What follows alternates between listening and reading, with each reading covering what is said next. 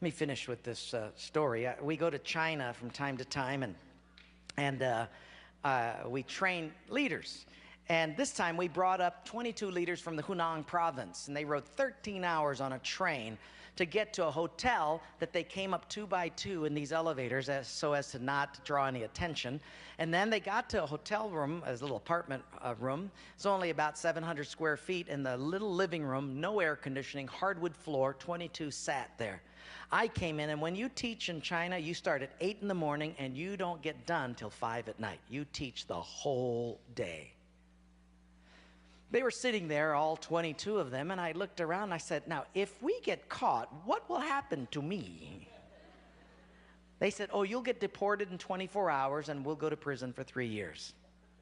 I said, you're kidding. How many of you have been in prison for your faith? Out of 22, 18 raised their hands. I thought, no way.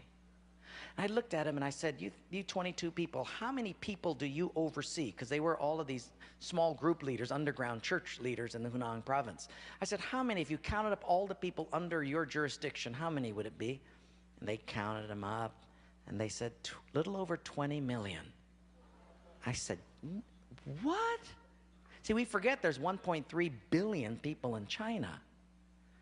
This is crazy.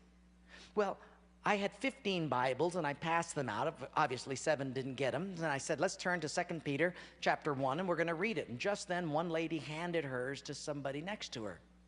And I thought, interesting. Well, we turned there anyway, and as we started reading it, I understood why she gave it away. She had memorized the whole thing. She just recited the whole chapter. When it was done, I went over to her at a break, and I said, you recited the whole chapter. She says, oh yes, I've memorized many chapters. I said, where did you memorize so many chapters? She said, in prison. I said, you have much time in prison. So I said, but don't they confiscate the Bible? She said, yes. So people bring in scriptures written on pieces of paper, and they bring it in. So I said, but then if they find that piece of paper on you, won't they confiscate that? She said, oh yes, that's why you memorize it as fast as you can. Because even though they can take the paper away, they can't take what's hidden in your heart. I thought, wow. Well, after 3 days, you fall in love with these people. And when it was done, I said, how can I pray for you? I'm going to go back to America, and you guys have been just so wonderful. How can I pray for you?